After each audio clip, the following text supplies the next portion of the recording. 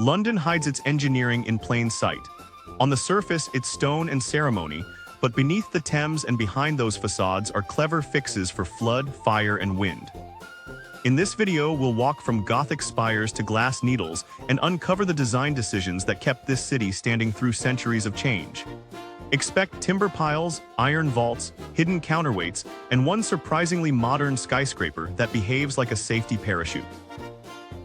Across the river, the government stage switches to a century-long battle with water, wind, and fire. Here's how they fought back. The Palace of Westminster sits on soft Thames clay, so the first problem was, how do you build a Gothic palace that won't sink? The Victorians drove timber piles and laid concrete rafts, then wrapped a cast-iron frame inside stone towers. Think of iron as a skeleton wearing a limestone suit. That iron vaulting wasn't just fashionable. It was an early fireproofing strategy after earlier disasters. Wind from the west constantly batters those tall towers, so loads are funneled down through buttresses and arches into the foundations like traffic in a funnel. The Victoria and Elizabeth Towers, roughly 100 meters tall, are more than ornaments. Their mass, hidden iron frames, and the raft below all balance wind, gravity, and the Thames tides. Inside, oak and chestnut work like furniture-sized shock absorbers. So when you see those ornate carvings, remember they're cladding over serious engineering that keeps Parliament upright. From political halls to royal rooms, the monarchy needed a stately but stable home anchored into London's soils. Buckingham Palace started as a country house and grew into an enormous masonry machine. The palace's long facade, about 100 meters wide, sits on a piled raft system. Concrete, brick, and hidden piles that stop the whole building tilting on London's variable ground.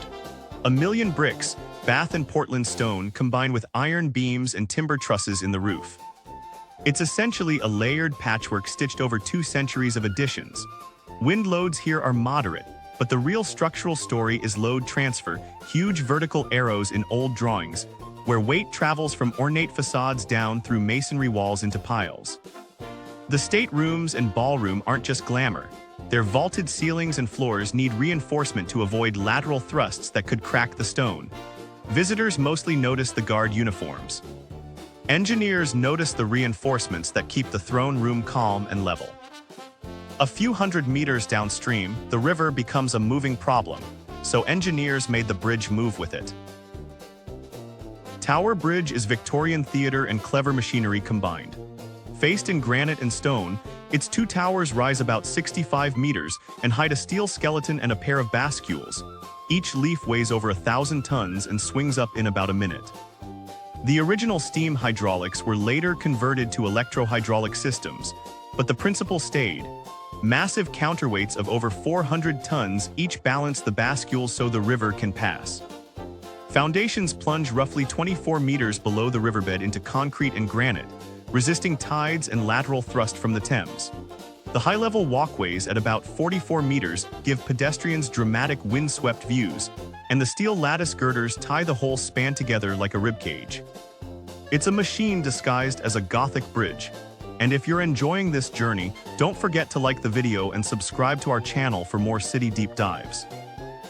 From movable bridges to immovable walls, the medieval fortress flips the problem: defense and longevity. The Tower of London is engineered like a fortress cookbook.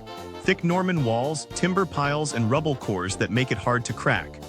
The White Tower's base walls are several meters thick, tapering as they rise, an intentional way to throw gravity downwards while resisting siege impacts. Built on timber piles and stone rubble, the whole complex covers about 18 acres with concentric rings of defense that distribute lateral forces outward. The moat, once filled, added a water buffer and shifted how footsteps and battering rams transferred load to the ground. Inside, oak and iron reinforced floors behave like early composite materials, and spiral staircases create predictable circulation under stress. It's less about architectural beauty and more about an engineering strategy. Build layers so damage in one ring doesn't bring down the whole castle.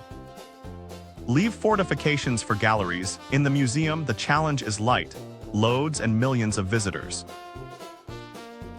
The British Museum solves a modern museum's classic problem: how to stitch a massive neoclassical stone building to a light-filled modern court. The portico's Ionic columns, over 13 meters tall, sit on deep pile foundations and massive masonry footings that carry nearly 100,000 tons of stone. The Great Court's tessellated glass roof uses over 3,300 panels and a steel node system that acts like an umbrella, transferring loads to the surrounding masonry without touching the reading room beneath.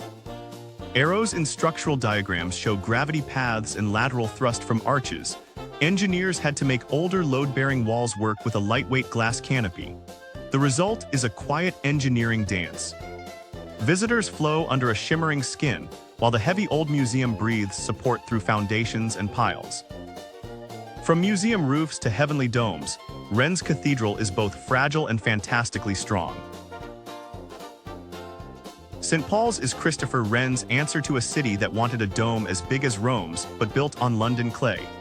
The cathedral uses a triple dome system, an outer lead shell, a middle cone reinforced with iron chains, and an inner masonry dome with the Whispering Gallery.